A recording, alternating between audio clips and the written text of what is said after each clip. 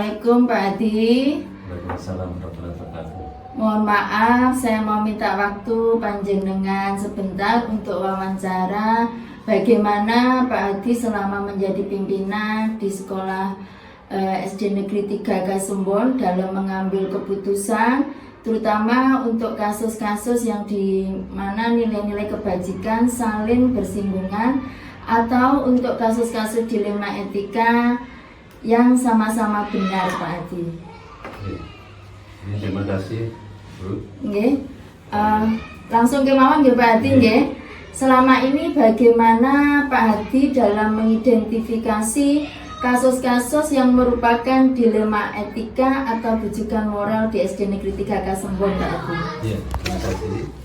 Karena setiap sekolah itu pasti punya kasus seperti itu. Tidak lepas dari pertama dari anak didik kita itu setiap hari, dan anak-anak seperti itu kami mengadakan pengamatan, mengamati tingkah laku dari mereka semua. Bahkan kami setiap hari kan melaksanakan S3 ini, sapa senyum, salam senyum sapa. Dari situ kan kita tahu mana-mana anak yang datangnya lebih awal, anak yang terlambat. Dan dari situ kan kita perlu mengidentifikasi, misalnya anak itu datang terlambat karena apa? Apakah dari situ keterlambatan itu memang disengaja atau ada faktor lain, di mana dari situ ada kepentingan sama-sama benar. Jadi kita harus mengidentifikasi sebelumnya agar permasalahan ini bisa diputuskan, gitu Bu. Iya. Berarti dalam mengidentifikasi kasus atau masalah dilema etika atau bujukan moral, Pak Adi mengamati kasus tersebut terlebih dahulu, kemudian mengumpulkan informasi yang faktual, lalu menentukan keputusan berdasarkan peraturan, nggih Pak Adi. Betul Bu. Terus kali. Nggih. Pertanyaan selanjutnya nggih Pak. Lalu selama ini bagaimana Pak Hadi menjalankan pengambilan keputusan di SD Negeri 3 Kasumbon, terutama untuk kasus-kasus di mana ada dua kepentingan yang sama-sama benar atau sama-sama mengandung nilai kebajikan, Pak Hadi? Iya. Pertama yang saya lakukan adalah mengelompokkan yang identifikasi tadi, dikelompokkan apakah ini kasus termasuk kasus yang ringan, yang tengah maupun yang berat. Dari situ kami bisa menindaklanjuti. Kalau misalnya kasus itu kasus yang ringan bisa diputuskan waktu itu, tapi kasus yang arah yang menengah sampai berat kami harus berkolaborasi dengan guru. Kalau bisa misalnya teman-teman yang paling dekat lah dengan si dianya, sehingga mereka bercerita, teman dekat bercerita gini. Yang kedua, kalau kasus yang menengah kan kita bisa bekerjasama dengan gurunya, bahkan mungkin dari orang tuanya, kalau memang itu diperlukan untuk datang ke sekolah, sehingga kami bisa lebih terbuka dalam mengambil keputusan nanti. Gitu. Iya Pak Adi, berarti selalu berkolaborasi ya, Pak dengan Dewan Guru, kemudian pihak-pihak yang terkait orang tua wali murid, begitu nggih. Ya. Nah, kemudian untuk pertanyaan selanjutnya, lalu langkah-langkah atau prosedur seperti apa yang biasa panjenengan lakukan Pak Adi selama ini? Ya. Prosedur saya adalah pertama mengacu pada aturan hukum. Jadi baik gurunya itu pertama dari aturan pemerintah, baik itu pemerintah pusat, pemerintah daerah, bahkan peraturan yang kami buat sendiri bersama para guru. Waktu itu kita punya peraturan tata tertib dan seterusnya. Jadi urutannya pertama mengacu pada aturan pemerintah pusat kasus ini, yang kedua pemerintah daerah, yang terakhir dari sekolah kami atau lembaga sendiri. Iya, jadi sesuai dengan aturan dan kesepakatan yang sudah disepakati bersama. Ya, betul. Baiklah Pak Adi, kemudian hal-hal apa saja yang selama ini panjenengan anggap efektif dalam pengambilan keputusan pada kasus-kasus dilema etika yang terjadi di SD Negeri 3 Kasumbon? Iya. Jadi hal-hal yang kami lakukan, misalnya kasus tadi kasus ringan kan sudah jelas Bu ya, anak langsung ditegur, diberi apa istilahnya penyadaran diri lah agar tidak diulangi lagi. Terus yang kedua, hal-hal itu kami lakukan dengan kooperasi dengan guru-guru, sehingga waktu putusan itu diambil tidak membela satu pihak, tapi untuk kepentingan bersama, sehingga dalam putusan itu semua sama-sama lega, sama-sama merasakan bahwa putusannya yang terbaik. Jadi kita harus pertama adalah adil dulu. Kalau kita tidak adil, maka orang lain akan menilai sekolah ini ternyata membela yang ini. Jadi saya tidak ingin keputusan ini saya ambil karena pribadi saya, karena ingin saya bersama-sama dengan mereka puas, tidak memihak salah satu pihak. Jadi seperti itu Bu yang dilakukan. Jadi untuk kebaikan semua pihak, betul. Kemudian saya lanjutkan untuk pertanyaan selanjutnya nih Pak Nggih. Lalu menurut panjenengan ini Pak Adi, hal-hal apa saja yang selama ini merupakan tantangan bagi panjenengan dalam pengambilan keputusan pada kasus-kasus dilema etika di SD negeri ini khususnya Pak? Tantangan yang kami hadapi, yang sering kami hadapi, kurang pemahaman dari mungkin orang tua, dari guru dengan hukum sudah ditetapkan, kurang paham sehingga untuk mengambil keputusan kadang-kadang bertolak belakang Bu, sehingga mereka ngotot dengan pemikiran sendiri, padahal peraturan itu kalau dicerna, dipahami ternyata sudah bagus untuk semua pihak, tapi karena salah satu guru kurang mengalami, istilahnya sadar dengan apa yang ditetapkan, yang kami harus menyadarkan beliaunya agar pemahaman ini benar-benar dipahami 100%, sehingga tidak lagi dia merasa yang paling baik, paling benar. Berarti tantangannya adalah kurangnya pemahaman. Kemudian Mbak Ati ini, apakah panjenengan memiliki sebuah tata kala atau jadwal tertentu nih Pak dalam sebuah penyelesaian kasus dilema etika? Kemudian apakah panjenengan langsung menyelesaikannya di tempat atau memiliki sebuah jadwal untuk menyelesaikannya? Kemudian bentuk atau prosedur seperti apa yang panjenengan lakukan Pak? Atau panjenengan jalankan? Terima kasih. Untuk jadwal, pertama kami melihat kasus itu kasus ringan, sehingga untuk jadwal ya langsung kami putuskan dengan kasus itu langsung karena agak berat, kami harus konsultasi dengan para guru. Nah, terus kita putuskan kapan, dari itu kita menentukan nanti misalnya di hari apa kita bersama-sama menentukan putusan itu. Terus yang harus berat, kita harus menimbang-nimbang beratnya itu sampai hukum. Terus kami berkolaborasi dengan bukan satu tempat saja, bukan dari guru saja. Kita hadirkan komite, kita hadirkan paguyuban wali murid, sehingga mereka semua tahu dengan kasus berat ini, dan hasilnya mudah-mudahan tetap yang terbaik untuk kita semua. Seperti itu Bu yang kami lakukan. Jadi waktu dan prosedur pengambilan keputusan tergantung pada kasus dilema etika yang terjadi nih Pak Adi. Apakah kasus tersebut ringan atau berat, lalu adakah seseorang atau faktor-faktor apa yang selama ini mempermudah atau membantu panjenengan dalam pengambilan keputusan kasus-kasus dilema etika? Yang sering memberi bantuan pada kami mereka yang paham, paham dengan peraturan. Jadi dia itu memang mereka yang membantu saya memang paham betul dengan kasus ini. Ya, kami senangnya karena sama-sama memahami, sehingga putusan mudah sekali dilaksanakan, begitu. Jadi yang sangat membantu adalah dari kolaborasi Bapak Ibu guru, kemudian pihak-pihak yang terkait termasuk paguyuban, kemudian komite yang sangat paham tentang aturan. Nah, kemudian dari semua hal yang telah disampaikan tadi Pak Adi, pembelajaran apa yang dapat panjenengan petik dari pengalaman Bapak dalam mengambil keputusan dilema etika? Ya, dari pembelajaran di sini yang saya terima, kita harus bijak, Bu. Nggih. Bijak.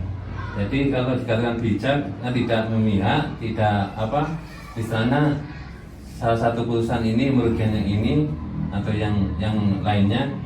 Jadi kita harus bijak. Terus kita harus adil, Bu. Ya, kita harus adil di mana kasus ini harus kita selesaikan sehingga tidak memihak ke anaknya ini, anak ini, seperti itu.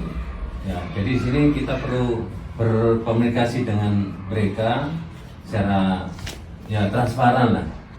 Terus yang kedua perlunya kolaborasi di antara warga sekolah, baik itu dari wali murid, ya dari siswa bisa, dari guru-guru, komite dan di luarnya gitu, seperti itu, Bu.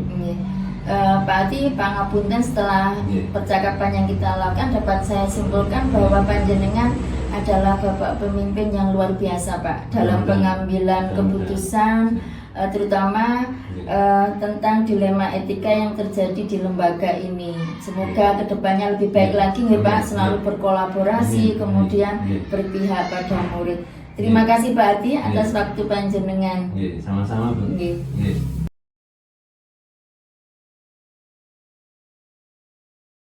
Assalamualaikum Bu Yuyun. Waalaikumsalam warahmatullahi wabarakatuh.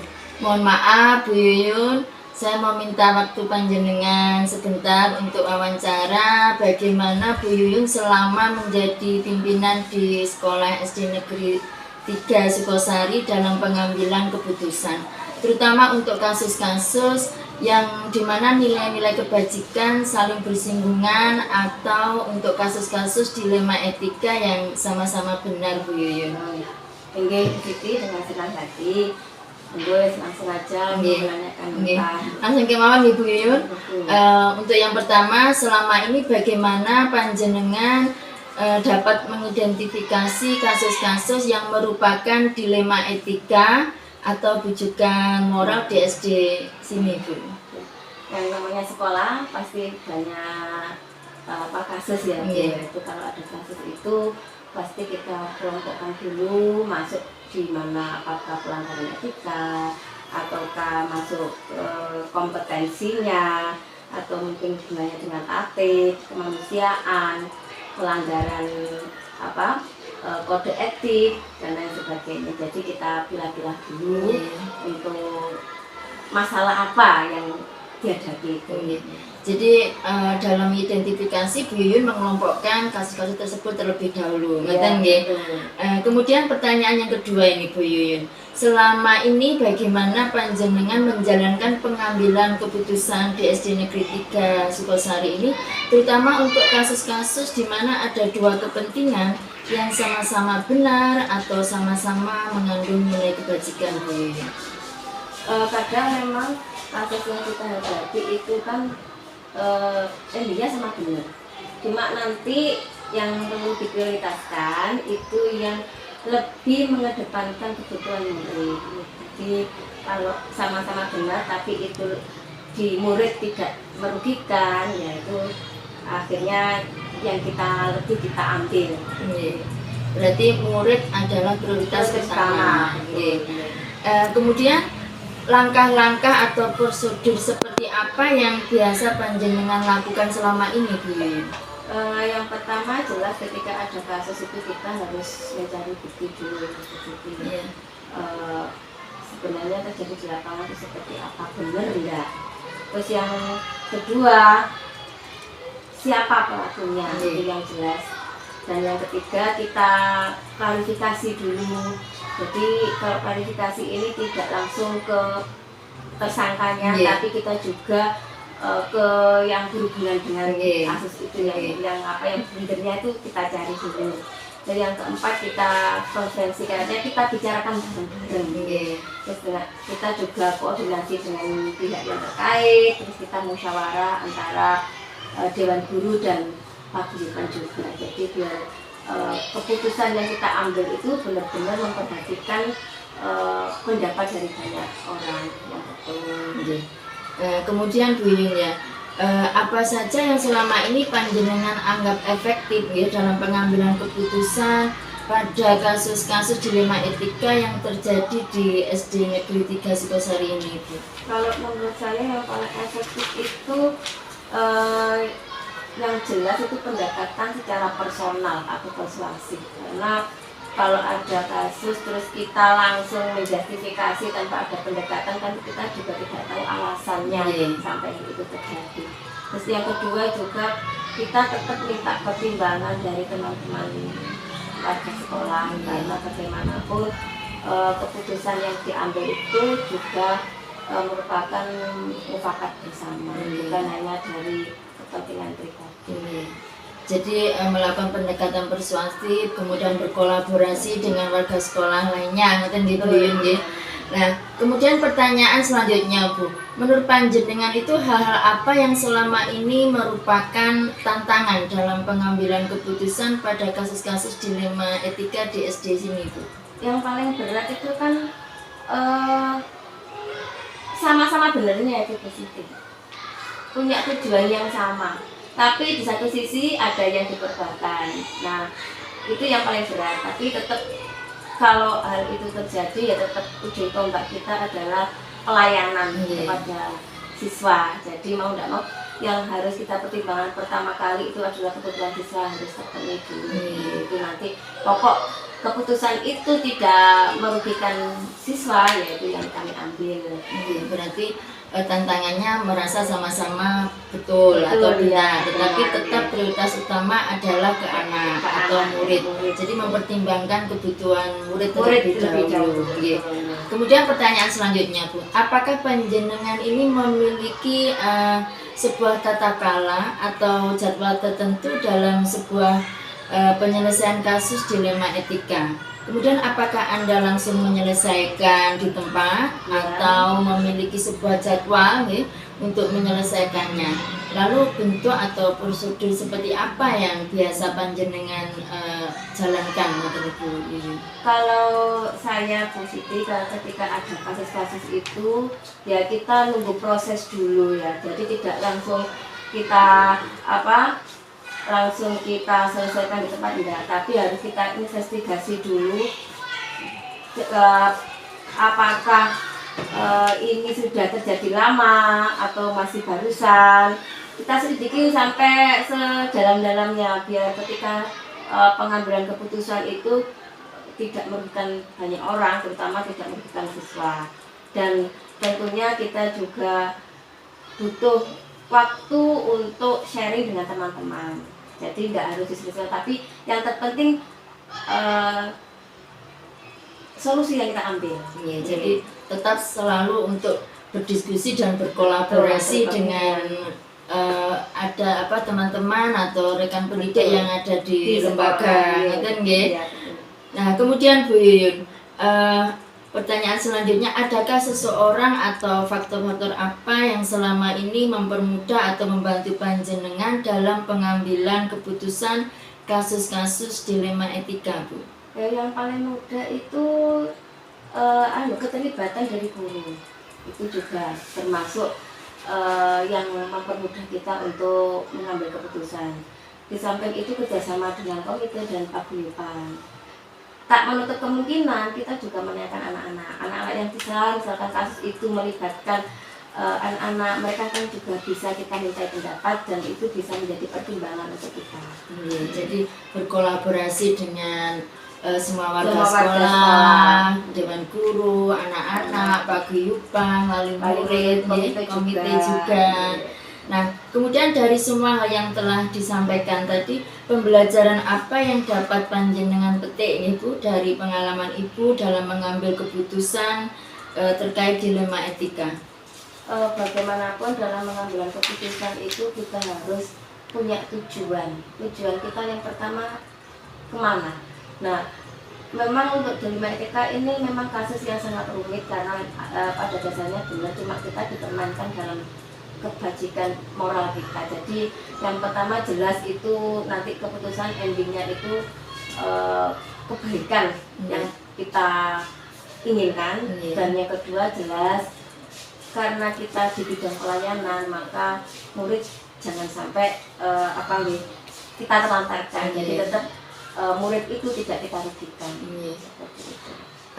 Bu Yuyun, mohon maaf dari percakapan yang sudah kita lakukan, Nyun Sewu, saya simpulkan bahwa panjenengan adalah sosok pemimpin yang luar biasa dalam pengambilan keputusan, terutama pada masalah dilema etika yang sama-sama benar, kemudian sama-sama mempunyai nilai kebajikan yang sama. Semoga kedepannya lebih baik lagi, di mana panjenengan memprioritaskan anak yang utama, murid yang utama, kemudian mengambil keputusan yang sangat bertanggung jawab, bisa dijadikan teladan, rujukan bagi warga sekolah lainnya dan lingkungan lainnya, dan juga memuat nilai-nilai kebajikan. Terima kasih banyak waktunya, Bu Yuyun. Saya mohon maaf, Siti, dan saya mohon pamit. tapi